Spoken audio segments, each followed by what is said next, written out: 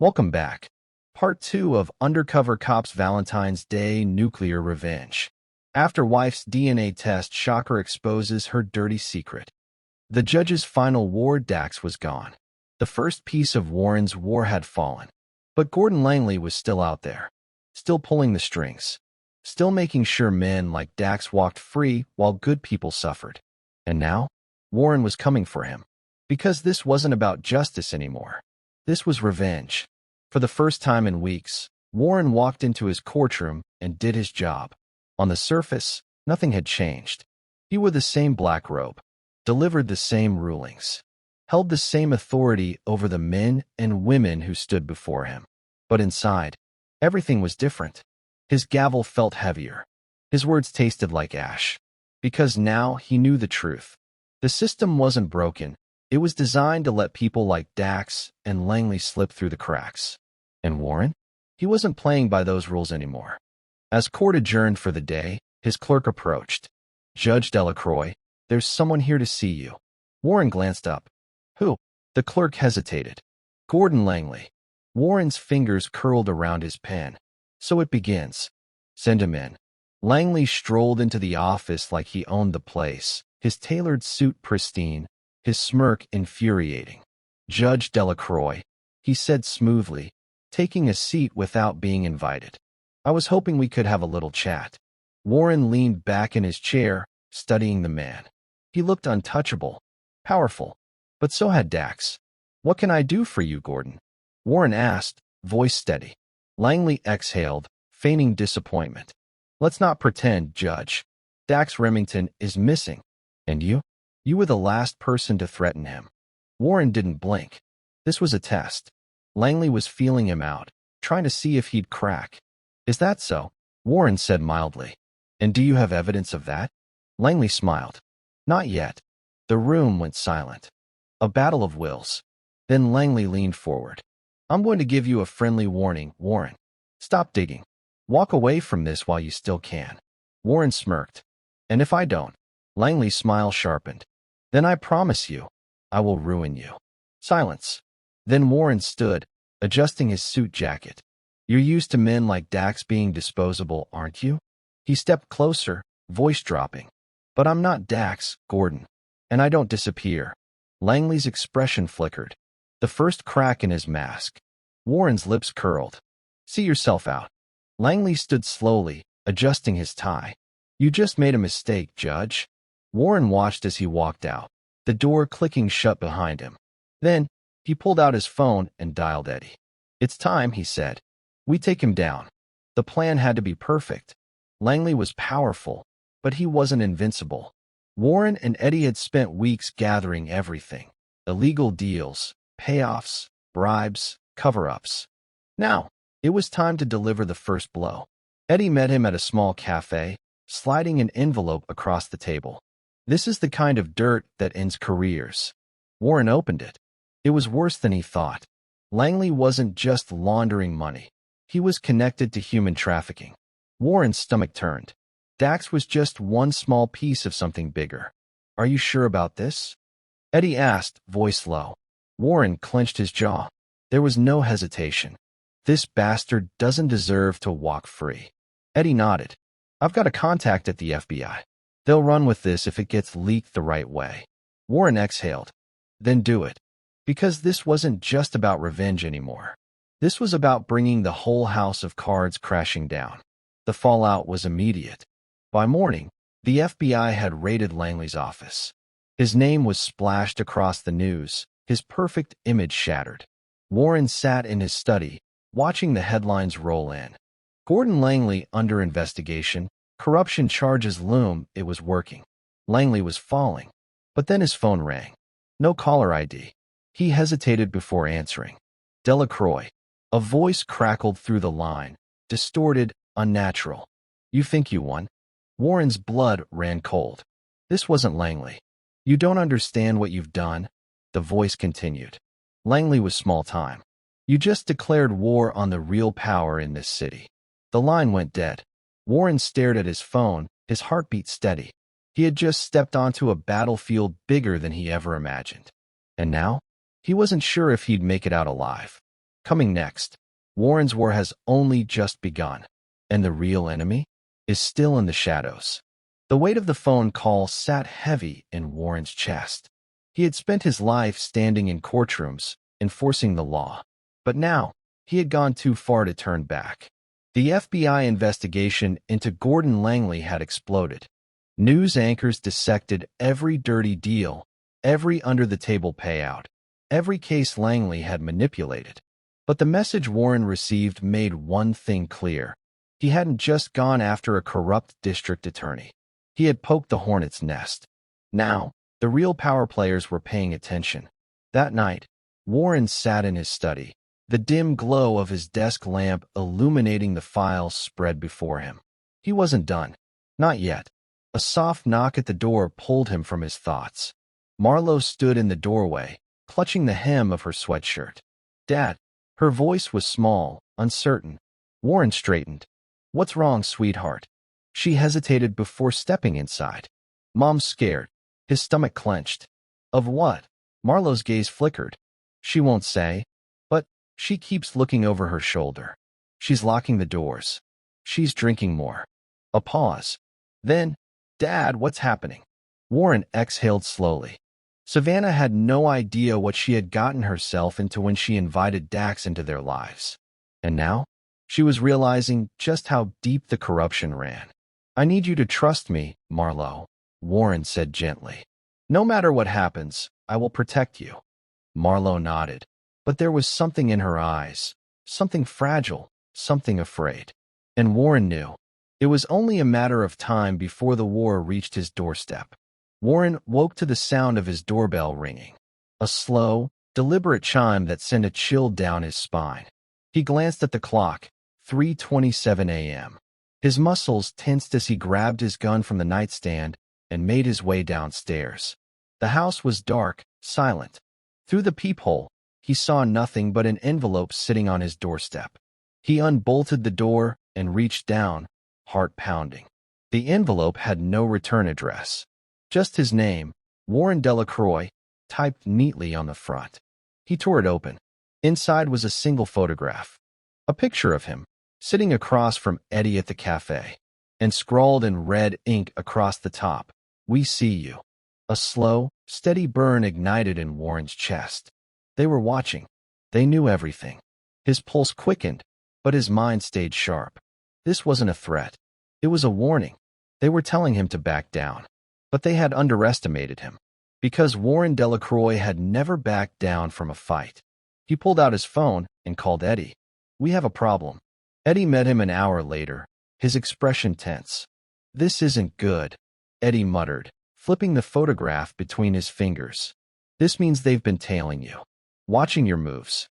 Warren exhaled. "Who are they?" Eddie hesitated. Langley was just one piece of the puzzle. The people behind him? The real players? They don't like the spotlight. They control the courts, the cops, the city. He looked Warren dead in the eye. "And now, you've made yourself a problem." Warren clenched his jaw. "Then we dig deeper." Eddie shook his head. "This ain't like Dax.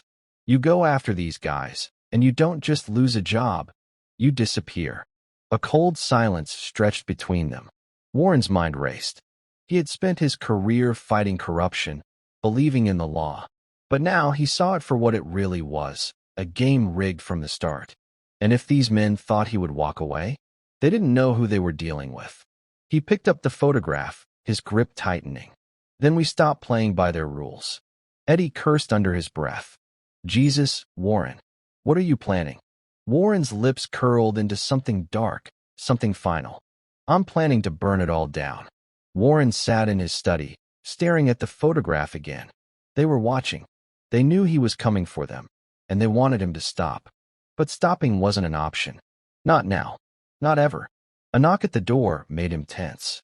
He placed the photo face down on his desk and stood, his movements controlled. When he opened the door, Savannah stood there. Her eyes were red, her face pale. She looked exhausted, like a woman who had finally realized she was drowning. "We need to talk," she said, stepping inside without waiting for an invitation. Warren shut the door behind her. "What do you want, Savannah?" She turned, her hands shaking. I know you did something to Dax. Warren stayed silent. She swallowed hard. And I know who he was working for. Now, she had his attention. She rubbed her arms, glancing at the floor. I didn't know at first. I swear. I thought he was just a guy. But then, I started noticing things. The way he talked. The way he always had money but never a real job. She looked up, her eyes desperate. They aren't just criminals, Warren. They run everything. The city, the police, the judges. Her breath hitched. And they don't lose. Warren exhaled slowly, his mind racing. Why are you telling me this? Tears welled in her eyes. For the first time in years, Savannah looked scared. Truly scared. Because they don't think I'm a threat, she whispered. But you? They're coming for you. Warren sat on the edge of his bed, staring at the gun resting on his nightstand. He hadn't slept. How could he? Everything Savannah had told him only confirmed what he already knew. He was up against something bigger than just one man. His instincts told him to send Marlo away, to get her as far from New Orleans as possible. But that would only work if he ran, too. And Warren Delacroix didn't run. He checked his phone. A message from Eddie. Meet me at the docks. Midnight. We need to talk. Warren inhaled deeply, then stood, sliding his gun into its holster. If this was a war, then it was time to start acting like it. The docks were nearly empty when Warren arrived. The waves slapped lazily against the wooden piers, the salty air thick and heavy. Eddie was waiting near a row of stacked shipping containers, a cigarette dangling from his lips. His face was tight, his usual confidence replaced with something darker. Warren stepped up beside him. Talk. Eddie exhaled smoke, flicking the cigarette to the ground. They're moving fast, Warren. Langley was just a piece of it. There's a whole network. Cops, politicians, judges. You've rattled the wrong cages. Warren's jaw tightened. Then we hit them harder. Eddie scoffed. Jesus, man. Do you even hear yourself? This isn't some courtroom case you can win on a technicality. These people don't play fair. You keep pushing, and you're going to end up in the ground. Warren didn't blink. Then I'll make sure they go first. Eddie sighed, rubbing his temples. Look, I respect what you're trying to do. But you're just one guy. He hesitated. Unless, Warren turned to him. Unless what? Eddie hesitated. Then, he pulled out a black folder and handed it over. These are the names of people who want them gone just as bad as you do, Eddie said. People who've lost family, lost money, lost everything. They're ready to fight. Warren flipped through the pages. Businessmen, journalists, former cops, a silent army waiting for a leader. His pulse steadied. This was it. The beginning of the real war. Warren closed the folder and met Eddie's gaze. Then it's time we stop playing defense. We take the fight to them. The folder sat on Warren's desk, unopened since Eddie had handed it over. A list of names. A network of people who wanted the same thing he did. Justice. Revenge. The complete dismantling of the powerful, untouchable men who had been pulling the strings in New Orleans for decades. But this wasn't just about strategy anymore. This was about survival. Marlo. She was his first thought, his last thought, his only thought that truly mattered. If he went forward with this, if he stepped beyond the point of no return, she would always be in danger. Would she ever be safe as long as he was fighting this war? A deep breath. He already knew the answer. His phone buzzed. A single message from Eddie. Clock's ticking, Judge. We move or we die. Warren stared at the screen for a long moment. Then, he grabbed the folder and walked out the door. It was time. The plan was simple in theory, deadly in execution. Warren had spent his career watching criminals walk free because of men like Langley and the ones above him. Now, it was time to use their own game against them. Eddie had made the calls. The silent army was ready. The first step? Luring Langley out. Warren arranged a meeting, an anonymous tip sent through back channels, leaking evidence that could exonerate Langley and shift the blame elsewhere. The bait was set. And Langley? He took it. A warehouse. Midnight. No cameras. No witnesses. At least, that's what Langley thought. Warren and Eddie waited in the shadows as Langley arrived, flanked by two of his men. Langley adjusted his expensive coat, his expression smug. "This better be worth my time," he muttered, scanning the empty warehouse. Eddie, standing beside Warren in the shadows, whispered, "He has no idea what's about to happen." Warren stepped forward, revealing himself. "Neither do you." Langley's smirk faltered. His eyes flicked around, realizing for the first time. He was surrounded. Doors creaked open. Shadows moved. One by one, men and women emerged from the darkness. Not criminals, not hired muscle, but the people Langley had betrayed. The ones he had destroyed. The ones he had thought were too weak to fight back. Langley took a slow step back, his cocky facade crumbling. What is this?" he stammered. Warren's voice was calm, cold, final. "This," he gestured around. "This is your reckoning." Langley's men reached for their guns, but they were too slow. Warren's people moved fast, disarming them in seconds. The power shift was immediate. Langley's cocky grin vanished. His expensive suit, his reputation, his years of controlling this city, none of it mattered now. He took a slow step back. For the first time in his life, he looked afraid. What is this?" he stammered. Warren stepped forward, his voice steady. "This is your reckoning." He tossed a thick folder onto the cold concrete floor in front of Langley. Inside, the end of his empire. Every bribe, every backroom deal, every life ruined by Langley's corruption. The proof was all there. Langley's nostrils flared. "You think this will stop me?" He let out a shaky laugh, but there was no real confidence behind it. "I have judges in my pocket. Senators. The mayor himself. You think a little paper trail will bring me down?" Warren smirked. "No," he nodded toward the shadows. "But maybe she will." A familiar clack of high heels echoed through the warehouse. Langley's eyes flicked to the side, and his face drained of color. "Savannah." She stepped forward, eyes burning with a mix of hatred and regret. "You played me," she hissed. "You let Dax into my life. Into my daughter's life. You used me as a shield while you did your dirty work." Langley's expression turned desperate. "Savannah, listen." She slapped him so hard his head snapped to the side. "I was stupid," she whispered. "But I'm not stupid anymore." Langley straightened, his mask cracking. His wife had left him. His money was tied up in accounts Warren had already exposed. But Warren wasn't done. "You always thought you were untouchable," Warren said, his voice measured. "That men like you could make the rules and break them whenever you pleased." Langley sneered, though his voice shook. "That's how the world works." Warren shook his head. "Not anymore." Behind him, a hidden camera streamed everything. Live. To the public. To the police. To every person Langley had ever silenced. Langley's breath hitched. This wasn't just an arrest. This was a public execution of his legacy. Langley's smugness was gone. In its place, cold terror. His men turned on him.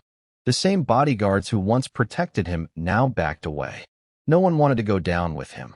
"I can fix this," Langley muttered to himself, as if he still had control. He looked around, desperately searching for a way out. "I have money. I have power. I can." Warren grabbed him by the collar. "You have nothing." For the first time, Langley looked small. Warren pulled out his phone. One call. That's all it took. The FBI had been waiting for this moment. Waiting for undeniable proof. Within minutes, sirens echoed through the warehouse. Langley struggled. He begged. But no one listened. As the agents cuffed him, Langley turned, his eyes filled with fury. "You think you've won?" he spat. "You're just another name on their list, Delacroix. They'll come for you next." Warren leaned in. "Let them try." The agents shoved Langley toward the exit. But just before he stepped outside, boom. A gunshot. Langley collapsed. Chaos erupted. The agents shouted, people scattered. Warren turned just in time to see a masked figure disappear into the night.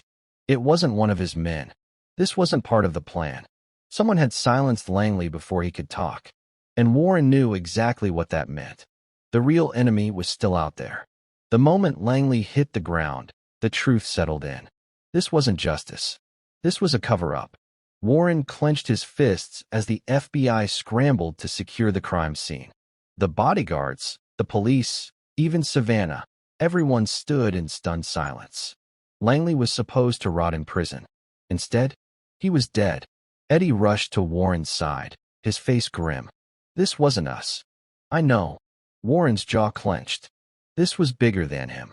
His phone buzzed. A message. Blocked number. You didn't kill him. We did. And now, we're coming for you.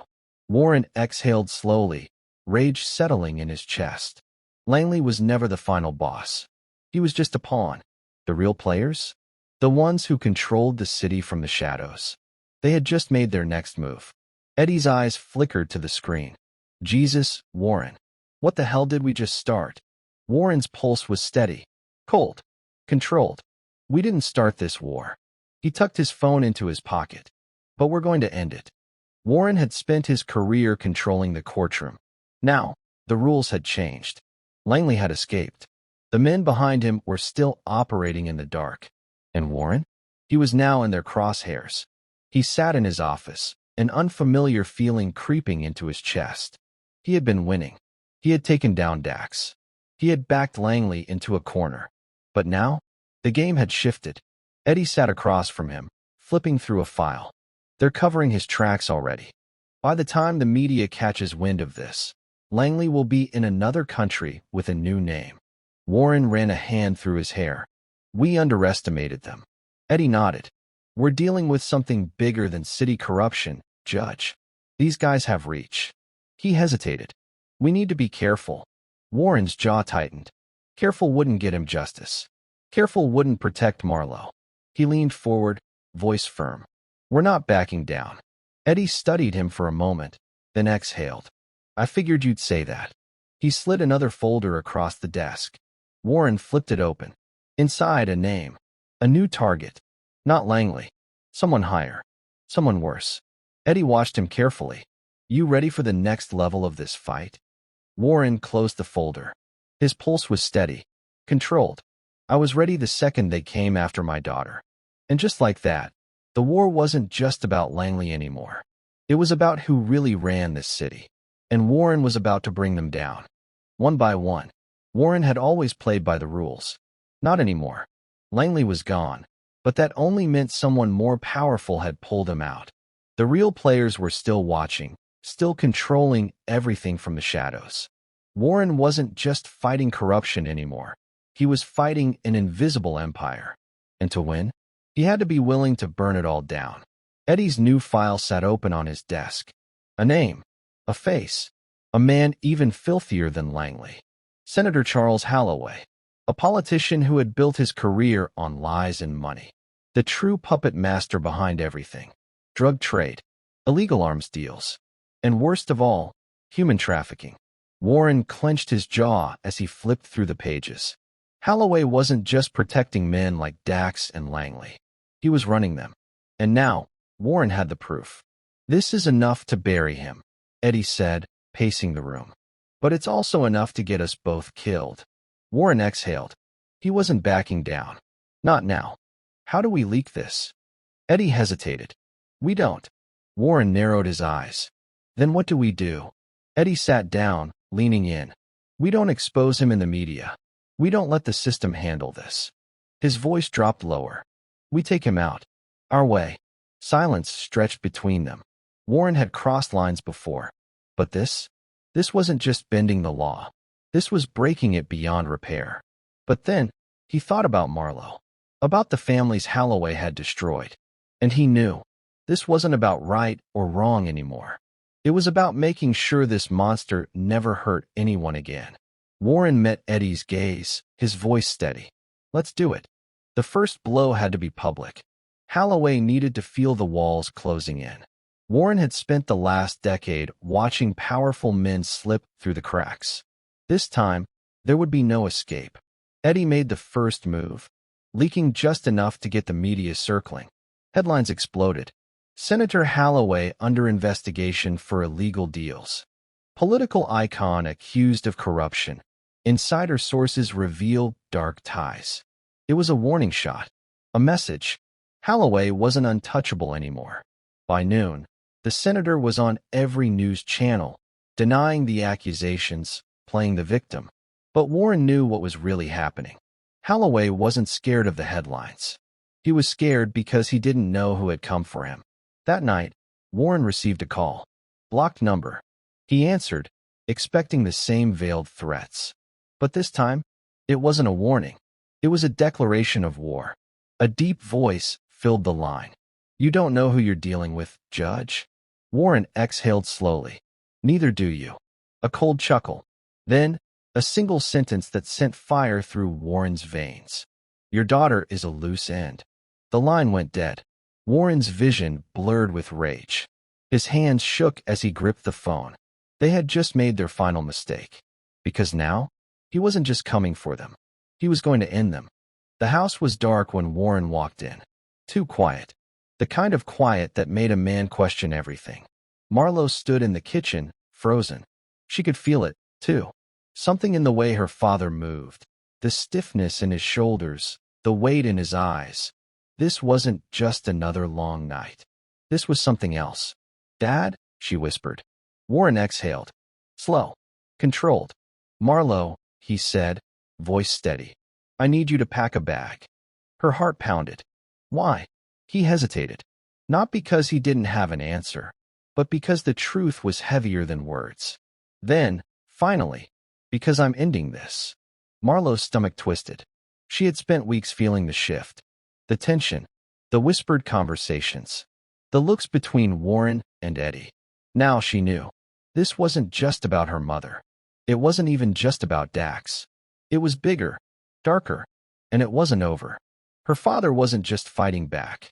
He was going to war. "Is this about Mom?" she asked, her voice small. Warren hesitated. Then, no, she held his gaze. Then who? A pause. Then, in a whisper, "The worst people in this city." Marlo swallowed hard. "Dad, what are you going to do?" Warren stepped closer, placing a hand on her shoulder. "Whatever it takes." And as he pulled her into a tight embrace, she realized something. This wasn't just about revenge anymore. This was survival. Pause here. Dear good listeners. A lot of people listen to the story, but only 5% subscribe. I work hard to bring you amazing stories every day. This time, my goal is to hit 1,000 subscribers this week. So, my awesome audience, show some love. Hit that subscribe button now. Let's continue our story. Chapter 45. The legacy. Warren watched from the shadows as Eddie escorted Marlo into a black SUV. She didn't look back. She had wanted to fight, to stay, to stand by him. But Warren couldn't let her. This wasn't a battle she could be part of. The city was about to burn, and he refused to let his daughter become collateral damage. Eddie nodded once, understanding what was at stake. "I'll get her somewhere safe." Warren's jaw tightened. "Make sure no one follows you." Eddie exhaled. "You sure about this, Judge?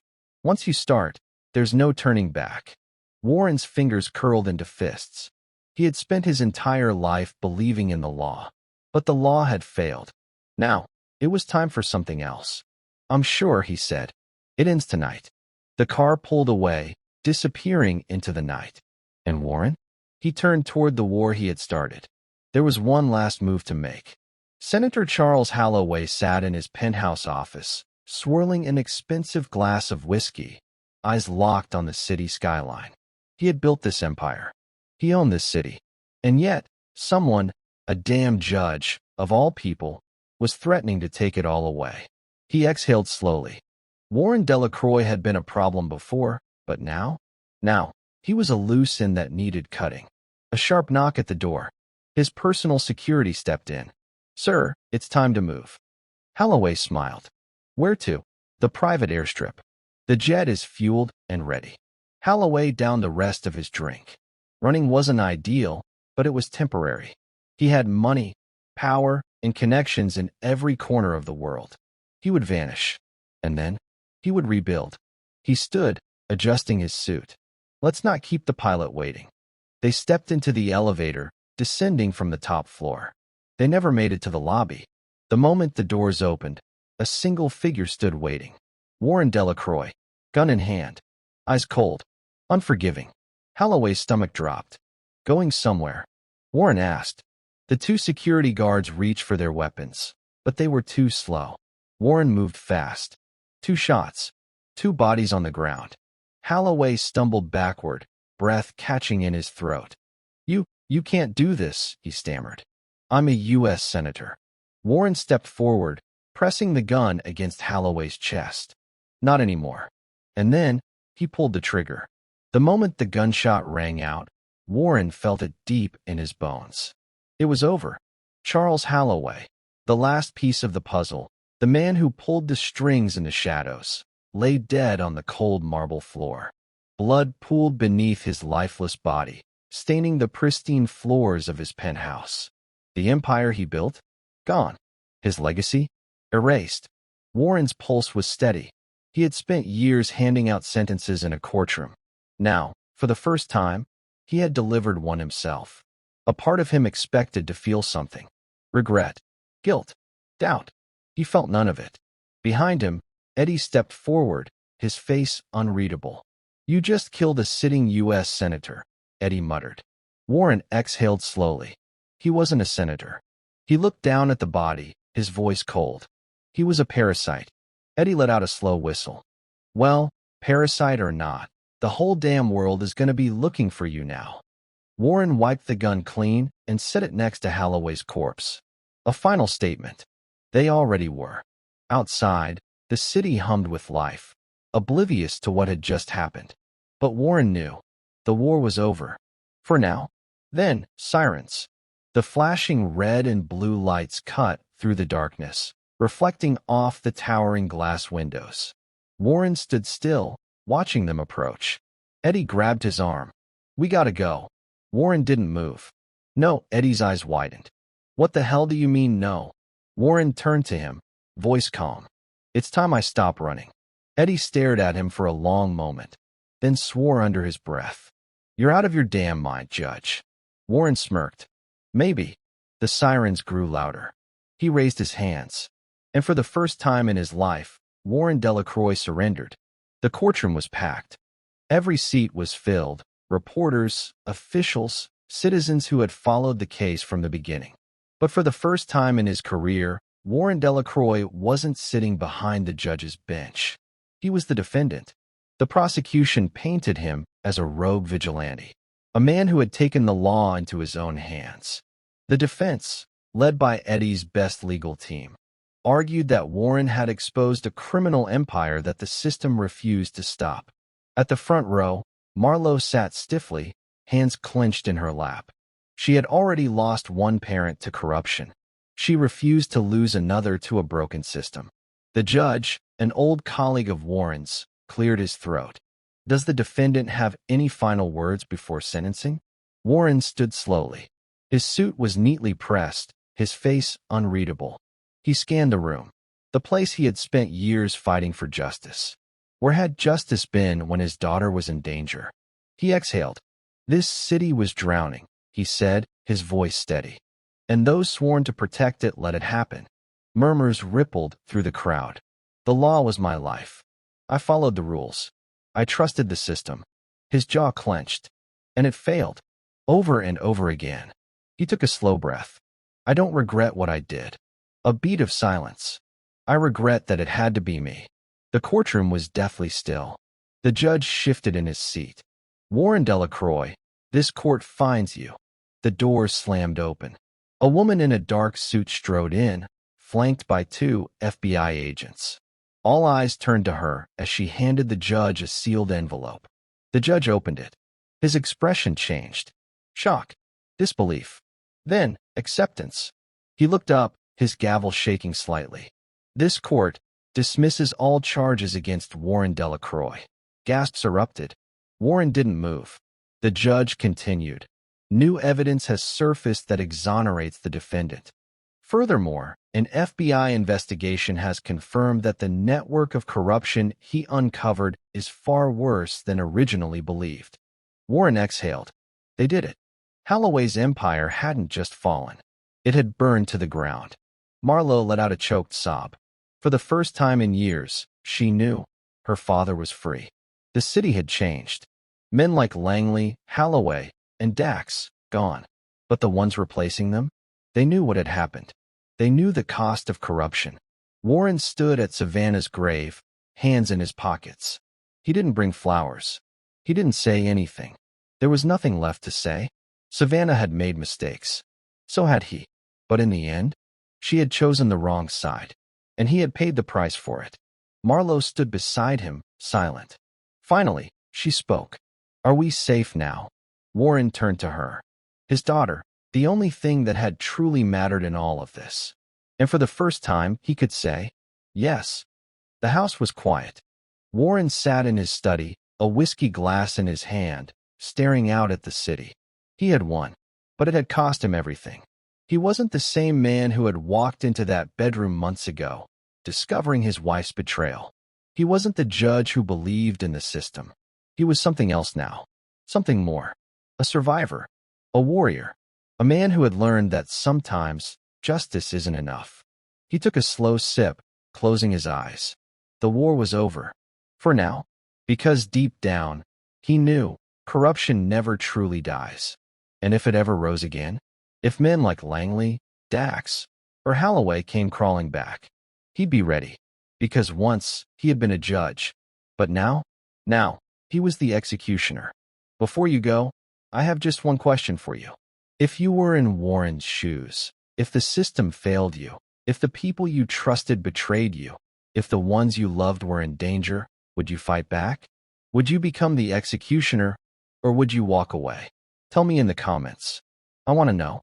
And if you felt every twist, every emotion, every moment of justice in this story, hit that like button, subscribe, and share this with someone who loves a story where karma delivers hard. Because one thing is certain, this isn't the last time justice will be tested.